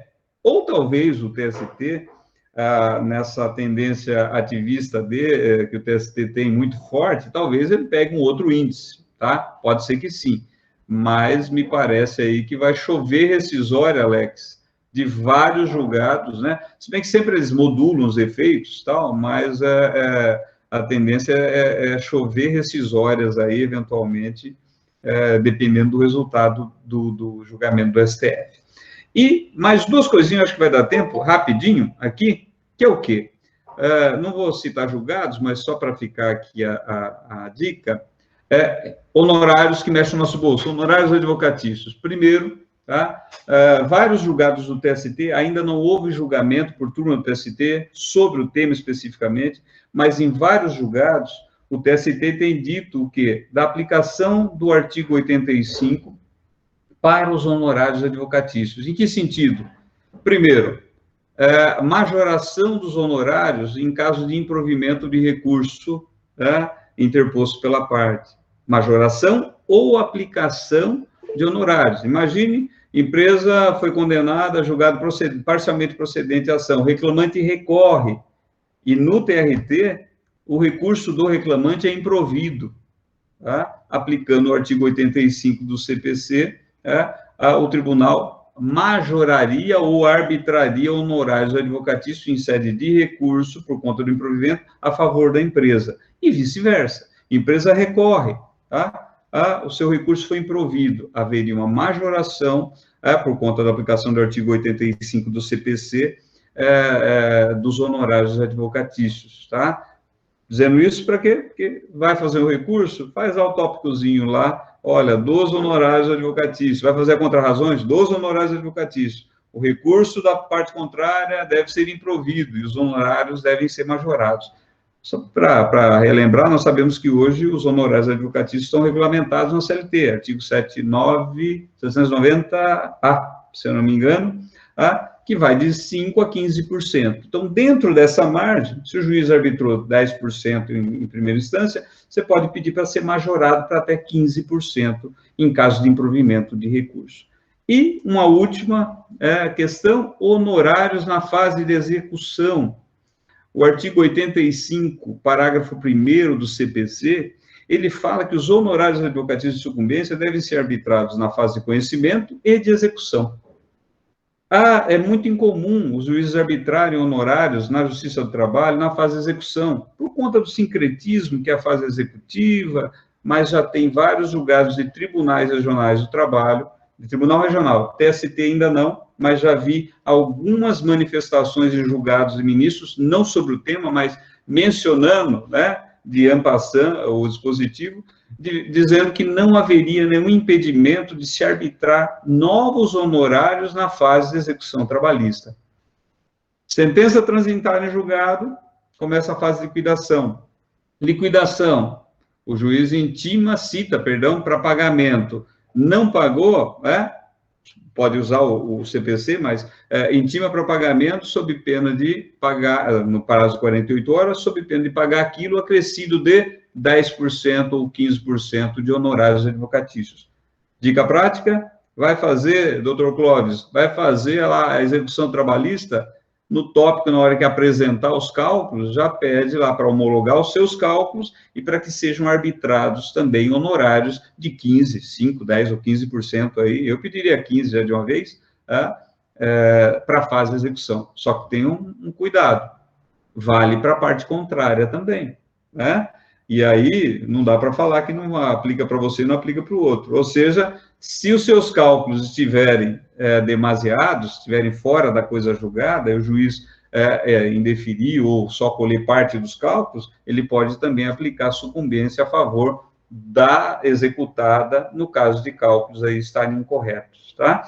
Então, são tendências, isso aí ainda não tem jurisprudência firmada, são coisas que a gente vê, né, de en passant em julgados, nesses casos julgados das turmas do TST, mas ainda não tem tese firmada, não tem julgamento da SDI, mas já está apontando aí, me parece, para vamos dizer assim, uma nova visão, uma nova perspectiva de aplicação do CPC. Aliás, só para fechar meu comentário aqui, essa pandemia, esse momento que a gente está passando, fez os juízes repensarem muitos dispositivos de aplicação do CPC ao processo de trabalho. Um deles, que se tem falado com muita força, é o negócio processual. Tá? Você pega lá o artigo 190 do CPC. Direitos indisponíveis. Tá, mas muitos dispositivos, muitas questões, por exemplo, em matéria processual, você pode negociar com a parte no eventual acordo. Por exemplo, faz um acordo e fala, mas olha, qual é a garantia que você tem para me dar? Não tem garantia nenhuma. Não, vamos combinar aqui que, por exemplo, você já deixa a desejar, né, desconsiderada a personalidade jurídica, caso a empresa não pague. Aliás, os juízes fazem isso, Alex, não sei se você faz isso lá nos seus acordos, você já bota no acordo, né? Independente se a parte quer ou não aceitar ali, você já corta. Mas isso pode ser objeto de acordo processual, ou seja, acordo entre as partes, para dar mais, vamos dizer assim, segurança ou mais garantias para as partes. É só uma ideia, né? Mas o negócio processual, tá? Do artigo 190 do CPC tem sido muito comentado nas reuniões, nos colóquios dos juízes aí, para ser aplicado. Por que estou dizendo isso? Porque logo que o CPC surgiu, o TST editou uma resolução, se eu não me engano, a 40 ou 41, dizendo que o negócio processual não era incompatível com o processo do trabalho. Está se repensando essa postura diante desse novo contexto que nós estamos vivendo, né? Eu acho que são esses os comentários aqui. Alex, Maurício, por favor. Tem algum comentário? Isso. O Haroldo colocou o artigo aqui, isso mesmo. Eram as minhas tendências que eu tinha para trazer aí. E, se me permitir, Maurício, eu queria fazer uma pergunta para você. Ai, meu Deus do céu. Faça, por favor. Cara, fale para mim. Serviço de portaria de condomínio é terceirização? Na sua visão, é terceirização? Vou só para dar o contexto, tá? O contexto não, só dar meu pensamento aqui.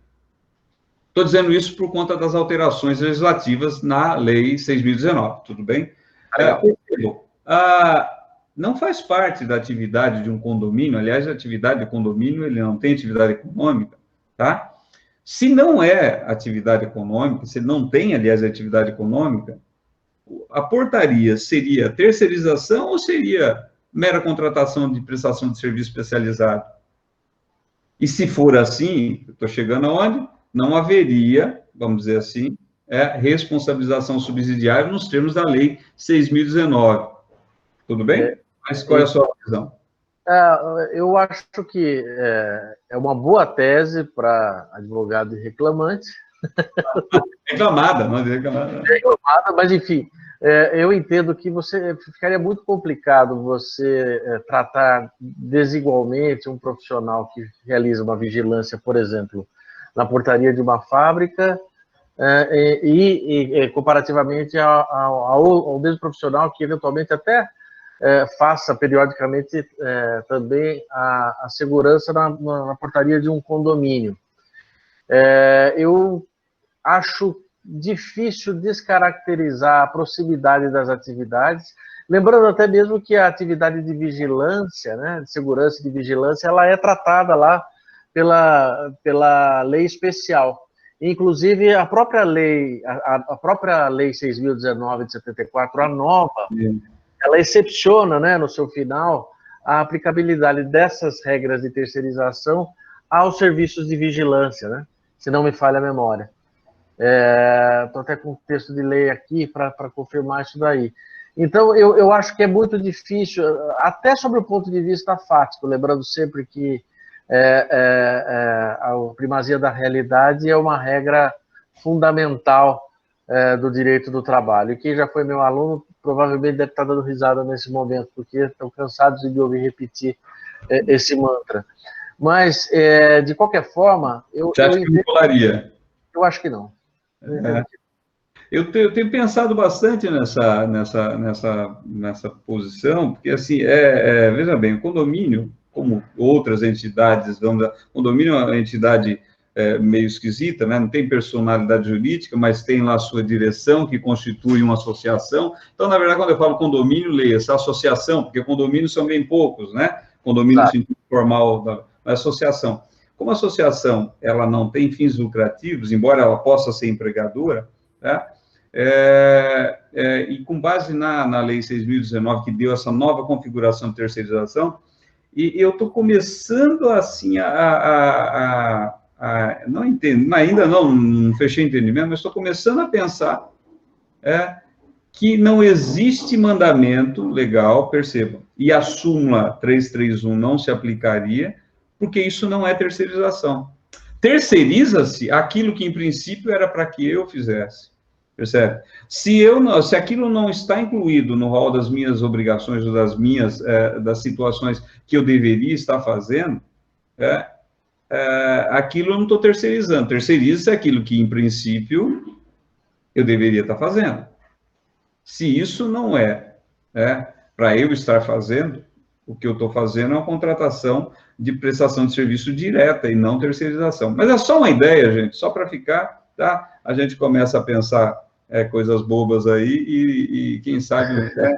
vamos só para a gente ir amadurecendo. Isso aqui, vou te falar que recentemente o condomínio que recebeu umas ações trabalhistas, né, Haroldo? E a gente está bolando as teses aí, Alex. Eu queria saber, Alex... Eu tinha certeza absoluta... Que dúvida! Eu tinha certeza absoluta que o locutor dessa tese poderia ser pessoalmente responsabilizado, Maurício. Eu não tenho a menor dúvida disso. Agora, então, analisando um pouquinho mais o caso concreto, mas eu acho que é importante também a gente se acostumar a pensar da terceirização desconsiderando a súmula 331 do TST, né? Porque aquele precedente que eu comentei há pouco, que em 2018 analisou a terceirização daquele caso concreto de terceirização em call center, ele declara inconstitucional a súmula 331 do TST. Sim. Então, acho que a gente tem que começar a se acostumar à ideia de se pensar a terceirização não mais baseado na súmula 331, né? Sim, concordo com você. Estou pensando aqui porque, enfim, tem que ter alguma tese para defesa aqui, mas está difícil, rapaz. Alex, você não tem nenhuma saída, não? A saída que eu tenho é arrumar um cangaceiro e ir atrás do dono da empresa, viu? Porque no meu modo de ver, assim, por que é que o condomínio não devia estar prestando esse serviço? Né? A associação existe exatamente para prestar um serviço de segurança e limpeza para o todo, né? Para todos os condôminos. Então, ele terceiriza essa atividade porque ele poderia prestar por meio de primarização, né? Por meio de contratação própria. É um jeito de pensar. É que se você olhar que a associação, a maioria das associações, elas colocam no seu estatuto, inclusive, a não obrigação de prestar serviço. Ou, o que é mais comum, a cláusula de não indenização por eventual prejuízo decorrente de furto causado por terceiro. E o STJ é pacífico à jurisprudência falando que essa cláusula tem validade. Aliás, o entendimento do STJ diz o seguinte: se não houve pacto, não há responsabilidade. Se houver responsabilidade de não indenizar, cláusula de não indenização, melhor ainda, né? Mas é que a gente começa, né? Quando você sente na pele, você começa a pensar algumas coisas, né? Mas vamos lá. Eu tenho uma pergunta, Rosália. Então, Rosália, fale. Eu fico pensando sempre de alguma forma diferente essa questão do condomínio. Essas questões que o doutor falou tributário, eu nem vou entrar nessa seara que não é a minha. Isso eu deixo para vocês. Mas, com relação ao condomínio, ele tem passado por diversas transformações nesses últimos tempos. Então, a gente tem que pensar num tradicional em que você tenha o porteiro ali, o folguista e tudo mais, mas você tem que pensar no novo modelo, que é o porteiro virtual, que você contrata normalmente é uma empresa de vigilância, que tem uma segurança patrimonial, e aí não vai ser nem relação de trabalho, porque você está fazendo de empresa para empresa. Até hoje, quando você tem alguma coisa de segurança patrimonial, você vai para a área civil, se tem uma quebra de contrato.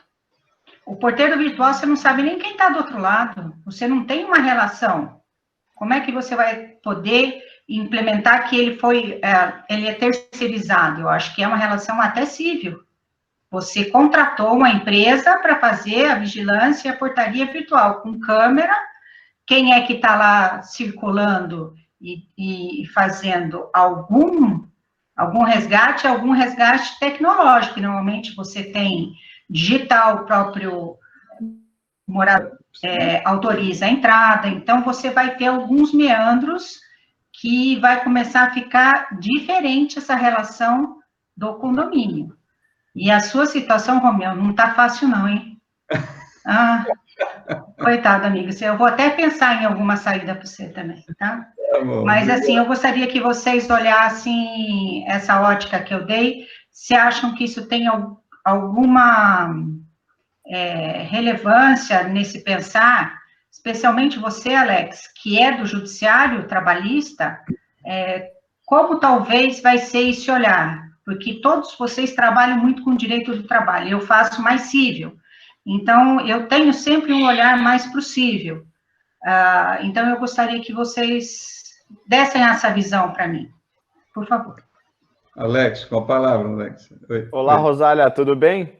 Primeiro, obrigado por participar, você sempre está aqui prestigiando essa nossa reunião, muito bacana. O que eu penso a respeito do porteiro virtual, eu acho que realmente é uma estrutura completamente diferente da terceirização. É o mesmo que eu penso, por exemplo, em algumas relações de atendimento de call center. Então, nós temos algumas empresas que prestam esse tipo de atendimento a diversos bancos ao mesmo tempo, né? Itaú, Bradesco, Santander, alguns outros bancos fazem também alguns atendimentos para outras empresas não financeiras, e tudo isso dentro de uma mesma jornada de trabalho, de uma forma que nós não conseguimos estabelecer ali uma relação tempo, trabalho, remuneração para cada uma dessas tomadoras. E aí, neste modo de ver, no meu modo de pensar, não estaria esse liame da terceirização em si, em que há aquela prestação mais evidente, mais exclusiva. Nesse sentido, eu acho que se distancia, sim, da relação de trabalho, e aí nós partimos para uma relação comercial e uma relação civil mesmo, em que a responsabilidade daí ela é contratual. Não tem como, por exemplo, eu estabelecer ali uma relação de proporção para essas tomadoras, ou mesmo condenar uma só delas de uma forma subsidiária. Então, eu estabeleceria esse link entre o porteiro virtual e estas empresas prestadoras de serviço de call center. Tá, você faz uma distinção, aliás, eu fico pensando como que o empregado demonstraria a pessoalidade, porque ele não vigia uma portaria pelo sistema eletrônico, ele tem um rol, né, de condomínios ou de, enfim, tomadores de serviço que ele está ali, né? Como que ele imputaria a um ou a todos essa solidariedade por serem os tomadores de serviços, né? Pois é impossível, né, de fazer essa correlação. Então, eu acho que ali o liame mesmo, ele é muito mais da área comercial do que da área de trabalho, né? Perfeito. Só um comentário. Romeu, você comentou aí da questão da TR e PCA, né? Se não houver veto presidencial, o PLC decorrente da tramitação da MP 936 alterou o parágrafo 7º do 879 da CLT, declarando que o índice é o IPCA. Esse texto foi aprovado na Câmara, no Senado, está para sanção presidencial, pode sair no DO Extra de hoje ou na semana que vem. Então, aí vai virar uma lambança de vez, né? Mas o texto aprovado, textualmente, prevê a atualização pelo IPCA. Sim, eu acho que a 905 que havia... Não, a 905 caiu, né? Isso. A 905 caiu. Mas a 936, na tramitação dela na Câmara, foi aprovada uma emenda que modifica o parágrafo 7º do artigo 879, foi aprovada com esta redação no Senado e está para a sanção presidencial. Está no prazo de sanção. Então, pode ser, inclusive, que saia hoje, né? Existe uma expectativa de diário oficial extra, né? Então, se sair, vai haver uma superveniência de ordem legislativa se não houver veto, né? É que mesmo assim ficaria esse período, né? Ou seja, agora fico imaginando esse período todo... 2009, 2015... Isso. Vai ficar uma lambança. Aí o PJ Cálculo que se vire, né? Eu tinha lá uns cálculos lá, meio parado para fazer. Falei para o pessoal, viu, vamos fazer cálculo aí. Faz logo esses cálculos e manda para lá. Aliás, o próprio Haroldo mencionou que a nova redação do artigo 879, né, a respeito da atualização que foi trazida pela reforma trabalhista, falou em DR novamente, né? Sim. É uma colcha de retalhos muito complicada. Eu queria mandar um abraço para a Rosália e dar meus pitacos em relação à pergunta dela.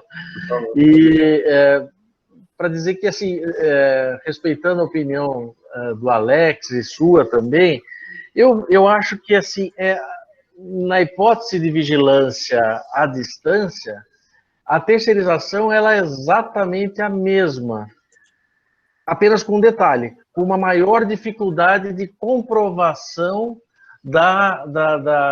do aproveitamento da mão de obra por parte do tomador de serviços. Mas o fato de o vigilante estar trabalhando em Bangladesh, mas em favor do tomador de serviços aqui numa portaria de um prédio em Piracicaba, para ele homenagear, não descaracteriza totalmente a terceirização como um todo, como se ele estivesse fisicamente realizando essa atividade. O que dificulta, sim, é a comprovação de que, de fato, houve aproveitamento econômico desse trabalhador, né? E voltando um pouquinho sobre o tema que o Romeu havia colocado, eu postei aqui, Romeu, o artigo da Lei 13.429 de 2017, que foi a lei da terceirização, dizendo que o disposto dessa lei não se aplica às empresas de vigilância e transportes de valores, permanecendo as respectivas relações de trabalho reguladas por legislação especial e subsidiariamente pela CLT.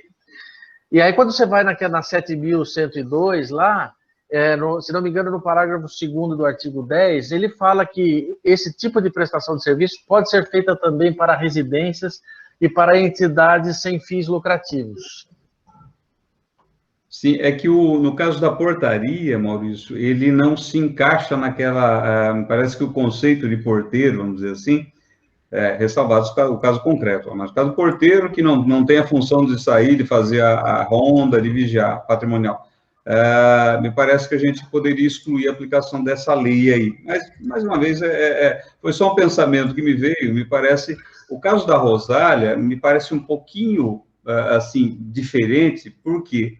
Porque você, empregador, fica impedido, e me parece que o empregado também não existe, a situação fática, que é a prestação com pessoalidade, perceba, a identificação da pessoalidade na prestação de serviço, porque ele está, ao mesmo tempo, vigiando, exemplo, 10 tomadores de serviço. É a uberização do serviço de vigilância. Isso, Então, uberização, seja lá, primeiro, não está fisicamente no local. Então, não dá, me parece que aí precisa realmente um repensar dessa situação, porque uma coisa é você estar no local, né? Você está ali usando, como dizia o Lobo, a rinejar, né? A mão de obra efetivamente do trabalhador, está ali, tem o contato efetivo, gera afetos, né, para usar a questão psicológica aí das relações, é uma situação. A responsabilização, na verdade, da terceirização, ela nasce por uma situação fática, uma situação prática, porque juridicamente você não tem como raciocinar, encontrar uma razão jurídica no ordenamento jurídico. Na verdade, a jurisprudência ela forma uma questão prática. Qual é essa situação prática? As empresas terceirizadas de prestação de serviço não têm patrimônio. A verdade é essa, né? Não tem. Então, o trabalhador é dispensado e aí fica sem receber nada. Por essa situação prática, a jurisprudência vem falar, tá bom, o tomador vai pagar porque ele tem patrimônio. Você pode até ir na questão da culpa em vigilando, culpa em vigendo, mas se eu provar que eu escolhi o melhor na época que eu contratei, que eu exigia todos os documentos mensalmente, mesmo assim a jurisprudência fala, vai pagar, né? Então, parece que né, a gente tentar... parece mais uma racionalização, quando você... Porque, se a gente olhar bem, não tem fundamento. Por quê? Porque quando o fundamento é usado, você demonstra que você escolheu o melhor e vigiou da melhor forma possível, mesmo assim, a responsabilização acaba vindo. Mas nesse caso da Rosália, eu repensaria, assim, na questão. Me parece que aí não há uma efetiva prestação de serviço para aquele tomador. Você percebe? A pessoalidade no sentido físico, ele não está em loco, Isso tem que ser considerado. Os parâmetros me parece, são outros. Né? Mas é só para pensar, Rosário, eu confesso para você que eu nunca, não tinha... eu, se eu fosse o juiz, eu pediria a vista dos autos, assim, na hora de julgar. O Alex parece que tem uma posição mais light aí também, né, Alex? Não sei. Porque é muito difícil. Eu já peguei lá em Barueri, né, onde eu atuo, tem muita empresa de call center, né, principalmente na área bancária. E basicamente é assim, eles trabalham em células, então tem uma semana em que o empregado ele presta serviço para Santander, Bradesco e Itaú concomitante, na outra ele presta só para um, aí ele fica 2 meses sem prestar serviço para banco, daí ele vai trabalhar para Telefônica, daí ele volta para essa célula e trabalha para 10 tomadores ao mesmo tempo, no outro dia para outro. Então, basicamente, assim, se você for impor esse dever de responsabilização, de repente, considerar isso tudo terceirização, você vai pegar um tomador da terceirização que pretendia contratar um prestador, sendo responsável por 1.000 empregados, de repente. Ainda que de forma fracionária, mas por todos os empregados, né? Às vezes também é o empregado de Barueri que presta, às vezes é o daqui da empresa de Itu, às vezes é do Nordeste, então é quase impossível de estabelecer uma relação de prestação mesmo do serviço. É vero. Ah, meus amigos, olha, o papo... Posso fazer um comentário rápido? Por favor. Só para animar vocês, nessa questão de call center, tá? Hoje, no Brasil, já existem empresas fornecendo curso de português em Hernandárias, no Paraguai, para fazer call center lá. Sim. Mas tem empresas na Índia, né? Tem empresa em Portugal, tem em todo lugar. Nos Estados Unidos, a grande massa dos call centers são da Índia. Sim. E o Brasil está tentando. Já tem empresas fazendo projetos piloto em Hernandárias. Aí que eu quero caracterizar o vínculo. Como que vai fazer? Gente, eu acho que, olha, tá bom. Oi? Eu quero deixar um agradecimento para vocês. Eu falei com o Maurício semana passada, porque foi das primeiras aulas que vocês deram da MP 936 e daquelas minutas que você me mandou, que se salvou a minha vida, e eu salvei a de vários funcionários com suspensão, e eu fiz com o Sindicato dos Empregados sendo anuente, e foi bem legal, e a gente fez tudo via contrato digital, com assinaturas eletrônicas, então cada um numa cidade, e a gente conseguiu até renovar esses tempos. A gente fez também uma situação que o sindicato agora anuiu também, depois de 2 meses com alguns empregados já aposentados, eles não tendo direito ao auxílio, já tinham recebido 2 férias. Nós fizemos um acordo em que a empresa fez, porque a contabilidade não achou uma lógica, então a gente fez de outra, a gente deu 2 meses da gratificação dos 30% antecipada para eles, porque eles não iam receber mesmo os 70% do governo, porque já tinham a aposentadoria. E o sindicato anuiu, e a gente está tentando, nessa Covid, fazer com que os trabalhadores tenham o menos prejuízo possível, né, porque as situações já estão se esgotando. Então, a gente conseguiu achar esse mecanismo junto ao sindicato para situações muito pontuais, mas eu queria agradecer vocês, porque foi por conta daquelas aulas que eu consegui resolver, mas eu consegui resolver também para as pessoas, isso foi bem legal. Que bom, Zélia, obrigado, viu? Obrigada, viu? Feliz aí, porque o Alex e o Maurício não vão confessar, mas para a gente isso aqui é um prazer, é uma alegria, é uma diversão, né?